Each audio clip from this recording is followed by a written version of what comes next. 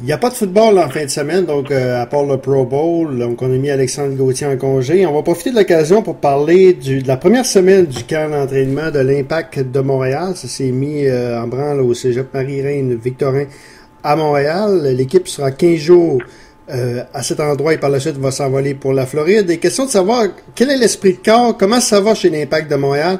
Bon, on a la chance de parler avec Elisabeth Rancourt de TVA Sport. Bonjour Elisabeth. Bonjour. Elisabeth, quel est l'esprit de corps de l'Impact de Montréal? Parce que je sais que Joey Saputo, Nick DeSantis et toute l'équipe, on a donné une mission, c'est vraiment de faire les séries à l'an 2 de la MLS. Est-ce que tu as senti déjà qu'on prend l'équipe, on prend cet objectif au sérieux du côté de l'Impact?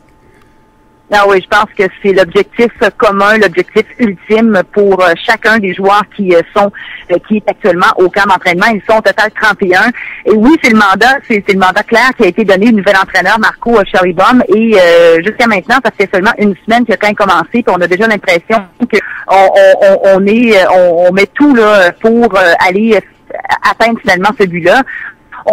Mais c'est un camp d'entraînement assez intense, je dois dire, parce que l'an passé, on avait l'impression qu'on voulait un peu plus mettre en place, une espèce de cohésion au sein des joueurs, parce que c'était l'année numéro 1 pour l'Impact de Montréal en MLS. Mais là, dès le premier jour, soit lundi et cette semaine, on a constaté qu'il y avait une belle intensité sur le terrain, une façon différente aussi de travailler de la part de Marco Schellibaum. On y va beaucoup plus avec le ballon, donc on travaille énormément le côté physique des joueurs, on veut qu'ils retrouvent le sommet de leur forme finalement. Donc on met beaucoup le paquet là, sur ce qui est de l'endurance, la course et tout ça. Mais tout ça est souvent avec le ballon. Donc ça, c'est assez intéressant. L'an passé, lorsqu'on faisait ce qu'on appelle le fitness, souvent on faisait sans le ballon. Donc on focusait vraiment sur le physique, là, sur l'endurance et la course. Mais là, on constate depuis cette semaine que oui, on fait beaucoup de fitness. D'ailleurs, il y a un nouveau préparateur physique, Paolo Paccioni, qui est là. Ouais. Et son mandat à lui, ces jours-ci, c'est lui qui travaille le plus, je pense, parce qu'il doit ramener les joueurs au sommet de leur forme. Mais on voit qu'on a une façon différente de travailler déjà. Et ça fait seulement une semaine là, qu'on est dans ce camp d'entraînement. Bon, il y avait beaucoup de points d'interrogation lorsqu'on a nommé Marco Schellibaum parce que c'est un Européen et on sait que l'histoire dit en MLS qu'un Européen, c'est pas nécessairement une bonne chose en MLS. C'est l'histoire qui le dit. De quoi il y a de l'air, Marco Schellibaum? Marco Schellibaum, moi personnellement, et je pense qu'avec mes collègues journalistes aussi, on a l'impression, on sait pas à quoi s'attendre. Il y a personne qui sait à quoi s'attendre. Il n'y a pas grand monde qui le connaissait non plus.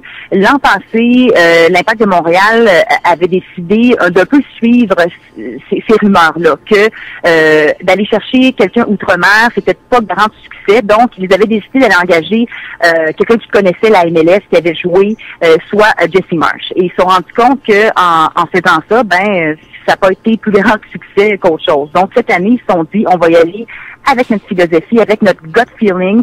On va aller chercher quelqu'un qu'on pense qui peut remplir la mission. Et même si les statistiques démontrent que c'est pas gagnant d'aller chercher quelqu'un de l'autre bord de l'océan, on va l'essayer. C'est un peu ce que l'Impact, que Joey Saputo et Nick DeSantis se sont dit. Donc, c'est pour ça qu'on est allé chercher un Marco Schellibaum. Et ce dernier parle plusieurs langues, dont le français, un excellent français. Donc, ça, je pense que ça plaît à tout le monde. Et juste pour vous dire, actuellement, tout le personnel d'entraîneurs parle français.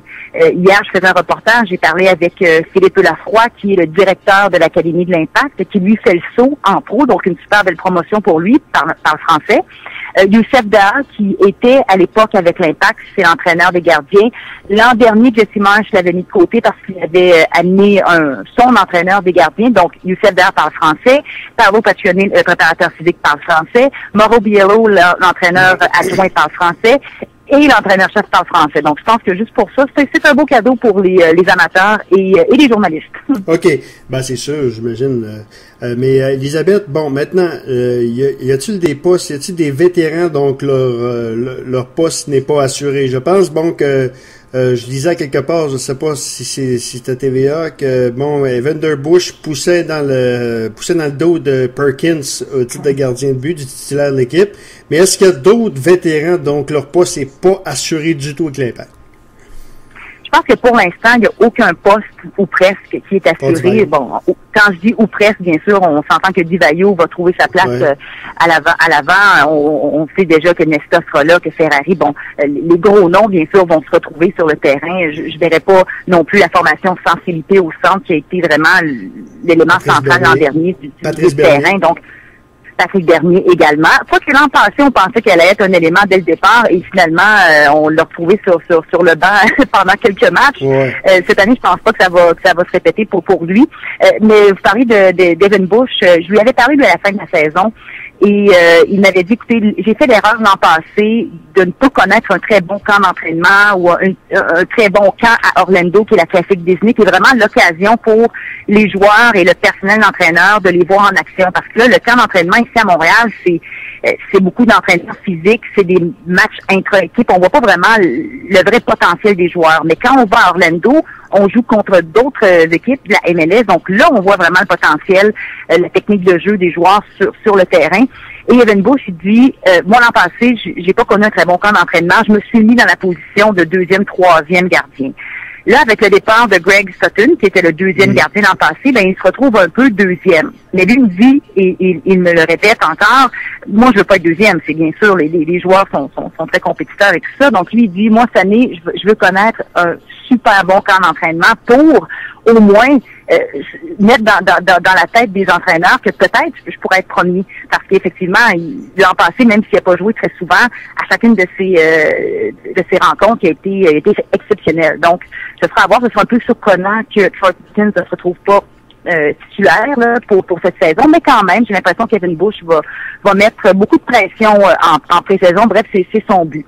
Sinon, pour ce qui est d'autres joueurs, d'autres postes qui sont peut-être à surveiller, je viens tout juste de parler avec Justin Mapp, qui lui se trouve à la gauche du terrain. L'an passé, on lui reprochait d'être un peu inconstant, de pas toujours livrer la marchandise. C'est pour ça que des fois, on faisait des tests, on le remplaçait.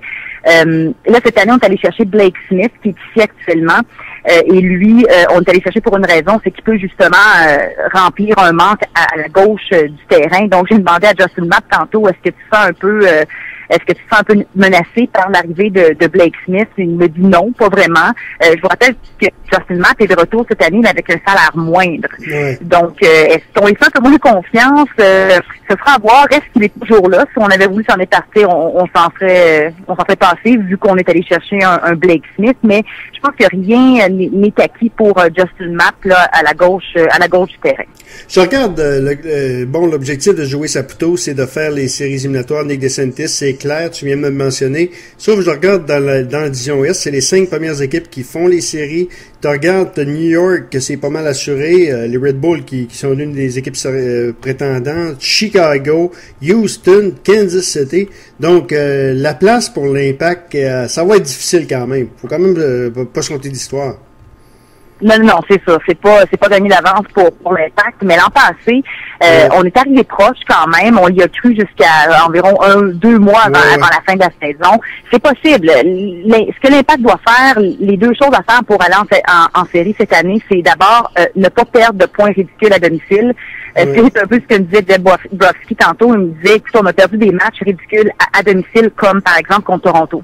Donc on a laissé aller des 3 points comme ça, tellement facile à aller chercher. Et la deuxième chose, c'est d'améliorer leur feuille de route à l'étranger. Lorsqu'on va, on se déplace, on fait un MLS, à chaque fois on entend les gens nous dire ça, que c'est très difficile de gagner des matchs sur la route, et c'est vrai. Parce que moi, j'ai suivi l'équipe sur la route, et c'est pas facile. La foule, les amateurs de soccer, c'est un autre monde. C'est pas la même chose qu'au hockey, c'est pas la même chose qu'au football. C'est vraiment un autre monde. C'est difficile d'aller gagner sur la route, mais l'Impact se doit au moins aller chercher des matchs nuls plus que l'an passé, parce que sinon, c'est 17 matchs à domicile, 17 matchs sur la route. Sinon, ce sera impossible pour eux de faire les séries. Donc, c'est ça qu'il faut améliorer du côté de l'Impact cette saison. C'est quoi le programme là maintenant d'ici? Il reste quoi, une semaine maintenant avant de s'envoler pour Orlando, c'est ça? Oui, exact. Donc là, cette semaine, on a, comme je disais, beaucoup travaillé sur l'aspect physique. Le travail était vraiment donné à Paolo Paccioni de voir où on était rendu chaque joueur au niveau physique. Ce qui est intéressant aussi, c'est qu'on a fait beaucoup de de séance entre les deux lignes 35. La façon de voir de Marco Charlebohm, c'est ce que m'expliquaient ces deux adjoints cette semaine, soit Mauro Biello et Philippe Lafroy, c'est que lui dit tout se passe en milieu entre ces deux lignes-là. Si on veut aller de l'avant, il faut qu'on soit capable de contrôler le terrain. Donc, on a fait beaucoup de matchs intra-équipe entre les deux lignes de 35 où vraiment c'était juste des échanges de ballons. Donc ça allait très rapide, c'est très intense. Les joueurs sont très vocaux sur le terrain. Donc on veut voir l'intensité, puis on en a depuis le début du camp. Donc deuxième semaine qui va s'entamer lundi, encore au complexe Marie-Victorin. Un peu la même chose, j'ai l'impression, on va peut-être plus commencer à travailler sur toute la longueur du terrain, plus voir les joueurs en action en match intra-équipe. Ce sera à voir. Et ensuite, c'est le départ pour Orlando. Ils seront là du 7 au 24 février. Et là, bien sûr, ils vont maximiser les entraînements à l'extérieur parce que on peut le faire, tandis qu'ici, on s'entend qu'il fait très froid. Et il n'y a pas seulement ça, il y a le fait qu'ici, on s'entraîne sur une surface synthétique, tandis que là-bas, on pourra s'entraîner sur du gazon naturel. Ça aussi, ça fait toute une différence pour les joueurs et pour le personnel. Donc, là-bas, on va jouer un minimum de 5 matchs contre des équipes de la MLS. Et chaque jour, on va également pratiquer, donc il y a des séances d'entraînement de prévues et peut-être même des matchs hors concours avec d'autres équipes là, qui jouent pas, par exemple, telle journée. On va essayer de... Bref, on va vraiment maximiser, là, parce que ça sent bien vite le premier match en mars, donc on va maximiser là, toutes les séances d'entraînement possibles à Orlando là, du 7 au 24 février. Dernière question, Elisabeth. Est-ce qu'on a parlé beaucoup depuis le début de l'entrevue de l'importance de faire les séries pour l'Impact, mais il y a le championnat canadien en parallèle. Est-ce que pour l'Impact, qu'est-ce qui est le plus important? Est-ce que c'est de faire les séries ou c'est le championnat canadien ou les deux? Moi, je pense que... bonne question. Oui. Moi, je pense que la MLS passe en premier parce que l'Impact a encore tellement de choses à prouver.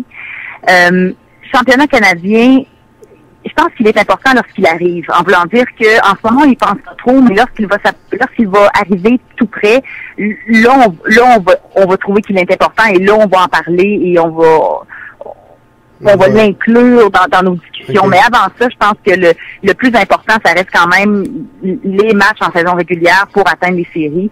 Mais reste qu'on on met pas de côté le championnat canadien. Même l'an passé, Jesse Marsh nous disait à quel point c'est important. Puis, veut pas, ça représente...